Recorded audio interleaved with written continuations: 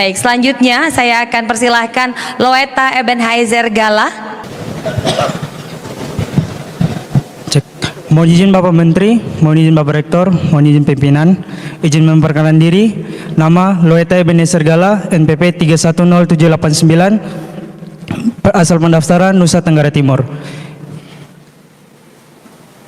Izin Bapak, seperti yang kita ketahui bahwa investasi tentu dapat memberikan manfaat bagi suatu daerah atau wilayah, namun tidak menutup kemungkinan adanya permasalahan yang timbul dari hal ini. Saya sebagai wakil dari NTT melihat dan mengamati permasalahan yang ada. Contohnya pada beberapa daerah di NTT yang memiliki potensi pariwisata, di mana hampir seluruh sektor pariwisata telah dipegang oleh investor asing.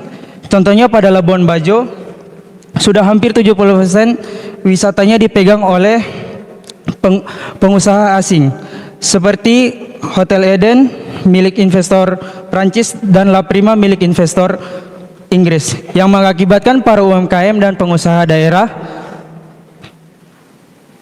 tidak kebagian tempat di wilayah yang berpotensi.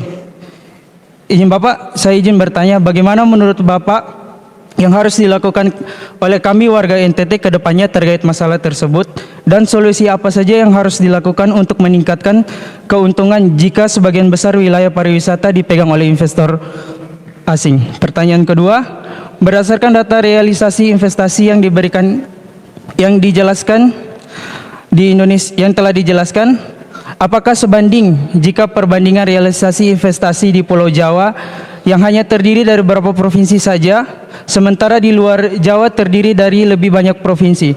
Bukankah ini menjadi indikasi bahwa realisasi investasi di Indonesia belum merata? Apalagi kalau dibandingkan dengan provinsi di luar Jawa seperti NTT, realisasi investasinya bahkan dipegang oleh banyak investor asing seperti yang terjadi di Labuan Bajo tadi, Pak. Izin Bapak. Kemudian ada Ebet ya? Ebet NTT. Adinda, mana kau ini? Siap. Kau lebih ganteng daripada saya ya. Oke. Menyangkut dengan investasi asing yang masuk.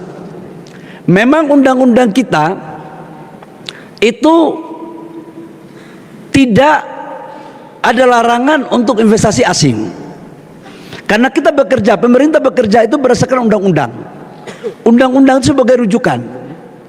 Nah, memang undang-undang penanaman modal asing itu keluar tahun 67. Itulah cikal bakal lahirnya BKPM tahun 67. Nah, kemudian terus berubah-berubah sampai terakhir tahun 2005 ya Pak Asesmen ya, tahun 2005 ya, undang-undang penanaman modal ya. 2007 undang-undang penanaman modal yang hasil revisi terakhir 2007. Nah, kasusnya di NTT, memang NTT ini dulu waktu belum bangun infrastrukturnya oleh Pak Jokowi, itu mohon maaf kata, orang belum sebanyak seperti sekarang tahu tentang NTT. Kenapa? Karena infrastrukturnya belum dibangun waktu itu. Begitu infrastrukturnya dibangun oleh Pak Jokowi di tahun 2015 sampai sekarang dan dijadikan sebagai salah satu prioritas destinasi wisata, itu luar biasa sekali berkembangnya, luar biasa sekali. Nah, sayangnya adalah waktu proses 2015 itu pengusaha-pengusaha NTT, orang NTT yang ada di Jakarta itu sudah membeli tanah-tanah ini sebagian. Nah, begitu masuk pariwisata oke, mereka gandenglah dengan pengusaha-pengusaha asing. Kenapa mereka gandeng? Karena mungkin mereka mempunyai kapital yang cukup, modal yang cukup, akses market yang cukup, kemudian masuklah ke sana. Tetapi persoalannya adalah bagaimana kalau terjadi monopoli? Karena itu persoalannya, Dinda. Nah, bagaimana pengusaha daerah? Bagaimana UMKM? Membangun investasi itu seperti kereta. Ada lokomotif, ada gerbong.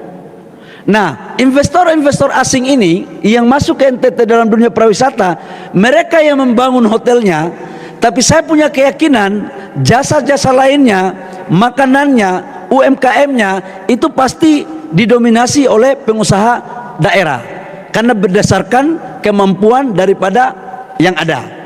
Jadi bukan berarti ditinggalkan, harus berkolaborasi, harus bergandengan tangan. Yang namanya perusahaan gede itu tidak mungkin melakukan hal kecil. Itu pasti dilakukan oleh perusahaan daerah. Saya mengerti apa yang disampaikan oleh Adinda Ebet. Yang dimaksudkan Ebet ini adalah jangan sampai pengusahanya itu lagi, itu kan kira-kira begitu. Harus melakukan pemerataan. Nah, tugas Adinda kembali bicara dengan bupati atau wali kota di situ. Buat perbub, peraturan bupati, bahwa ada bagian-bagian pekerjaan UMKM yang tidak boleh perusahaan dari Jakarta yang masuk. Karena kalian ke depan harus menjaga agar perusahaan yang dari Jakarta masuk ke daerah, jangan hal-hal kecil, dia melakukan hal-hal besar agar terjadi keadilan.